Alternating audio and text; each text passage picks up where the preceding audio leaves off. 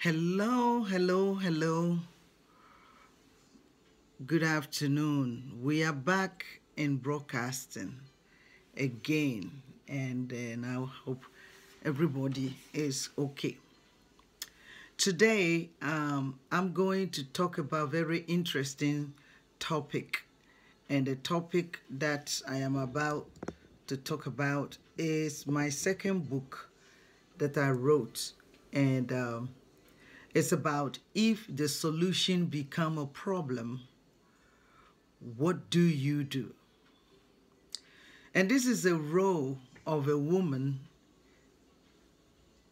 in this equation, was not only to be tempted and fail, as we all know in the book of Genesis, when God created Adam and Eve and put them in the garden and commended them to take in charge of everything that he has created.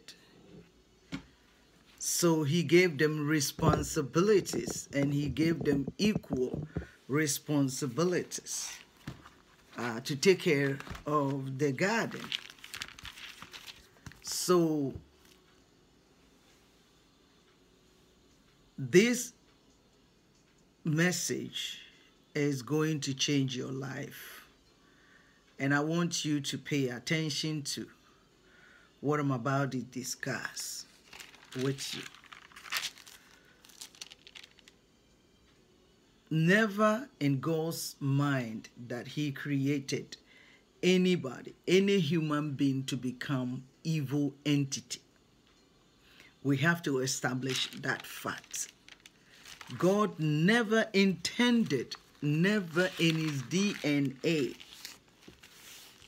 that he was created human being for human being to become a hotel for devil and his demons. We are not bread and breakfast. Our bodies were not made for bread and breakfast for the devil or a residence for him to dwell. Not at all. But to be God's only eternal solution to what he created for. You see, this is very interesting topic we're going to discuss. And I put my messages like a case study, because I'm a counselor, so I want to present a case, and then we study it. Study it, we'll learn more than preaching it. So we're going to discuss about the intent of God, the role of a woman in God's creation. The role of a woman in this book or in this message equates.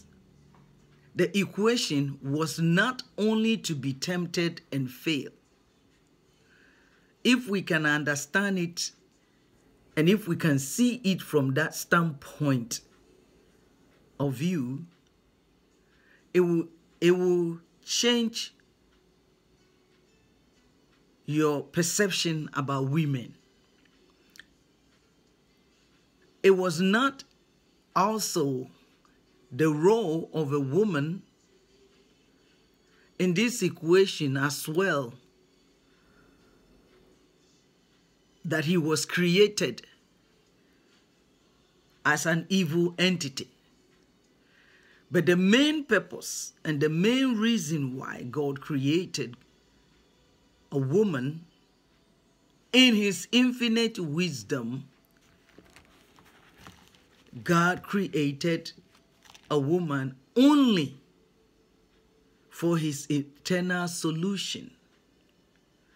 He knew the schemes of the devil. He knew it. And sometimes in so many stories we have heard about God, existence in the universe, sometimes he manifests himself when he is in a tight position in his celestial realm and things are going on with all his creatures in another world and he doesn't have any solution. He turned himself to be a woman to come and fight over who is the dominant angels or celestials who are fighting in different realms. So in God's own infinite wisdom, he knows what he was doing.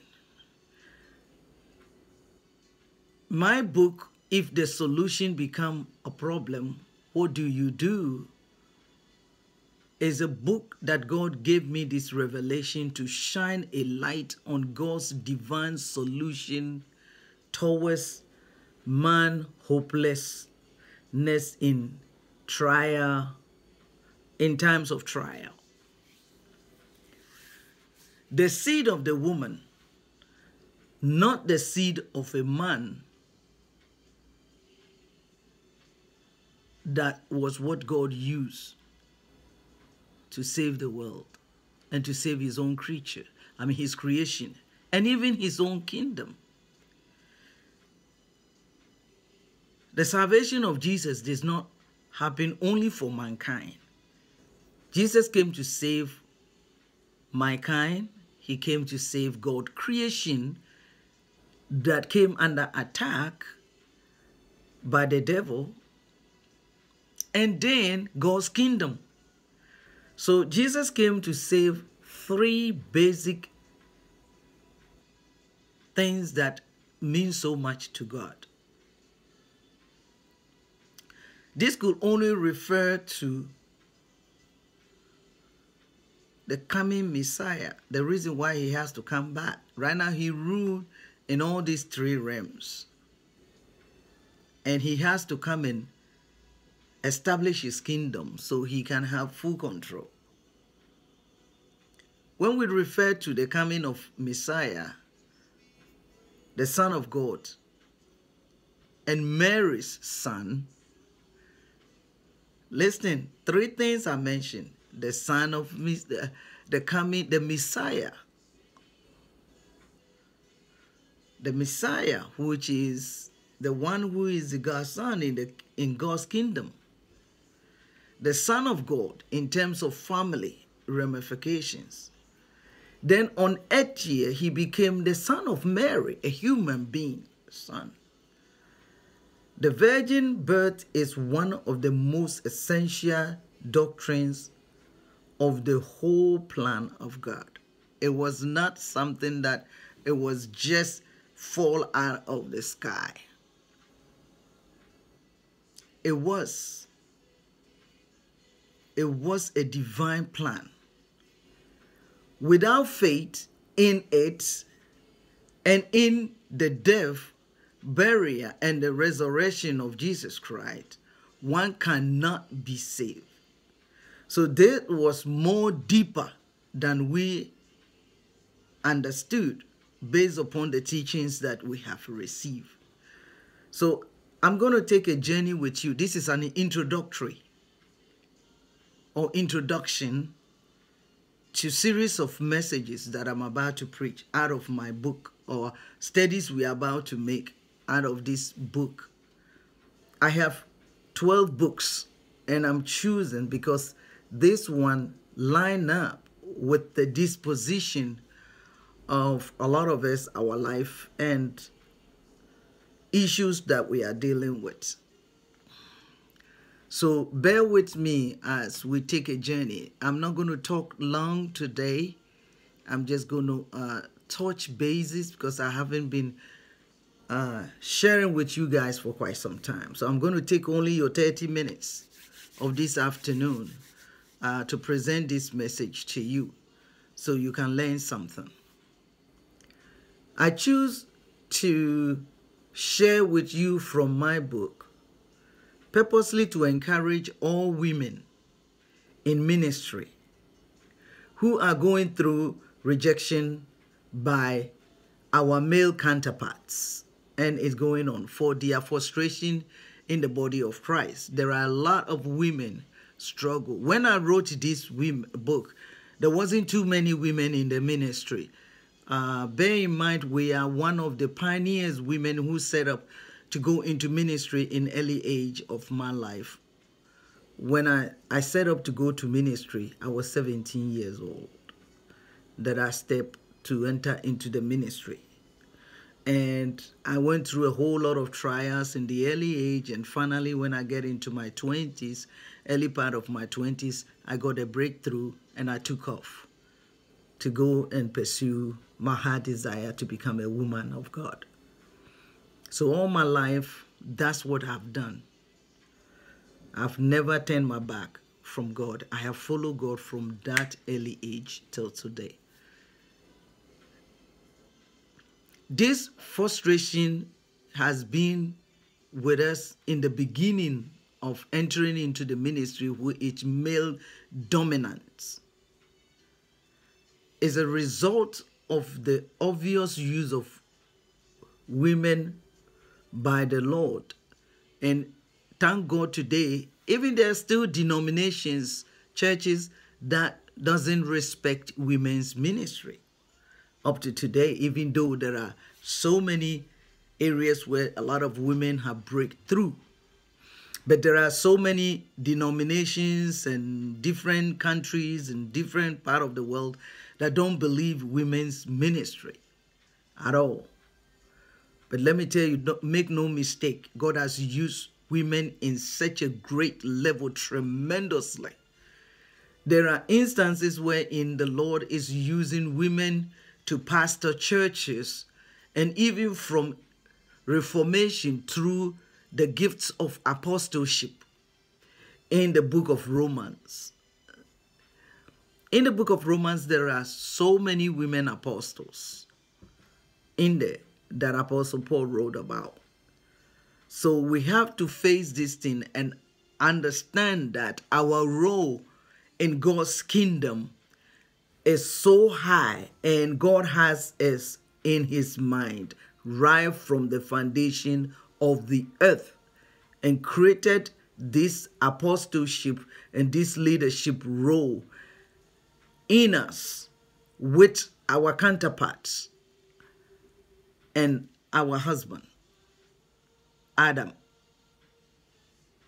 who was the husband of Eve.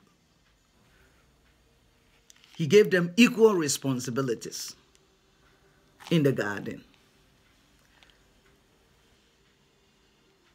Administrative part role was played by Eve. He is the one that overseer. And today I can tell you point blank, every woman wear more than 10 hats in a day.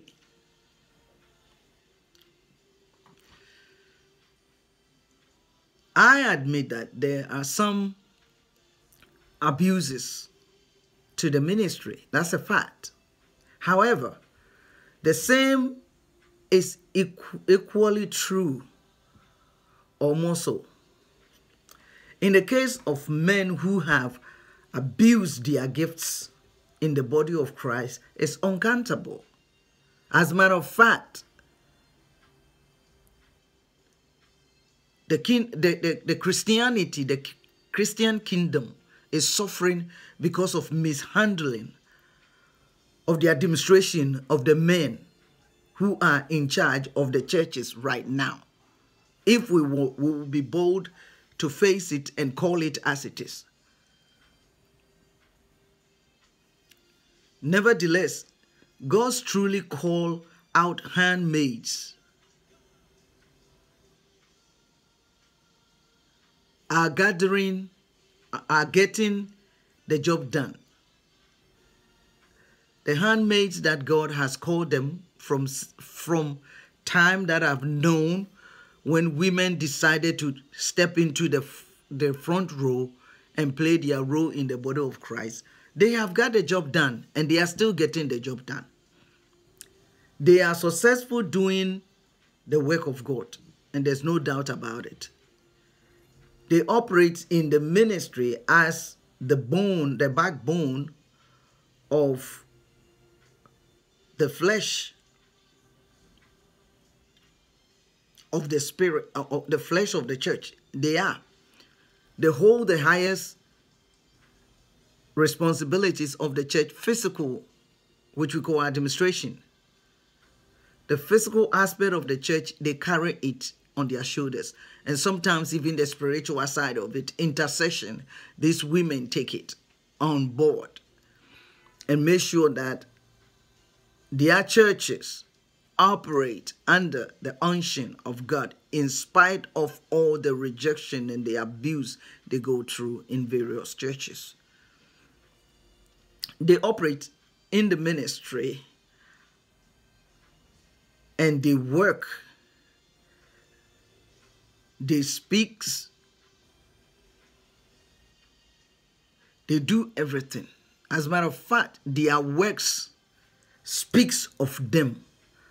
How excellent and how profound and how potential the giftings that these women exhibit in churches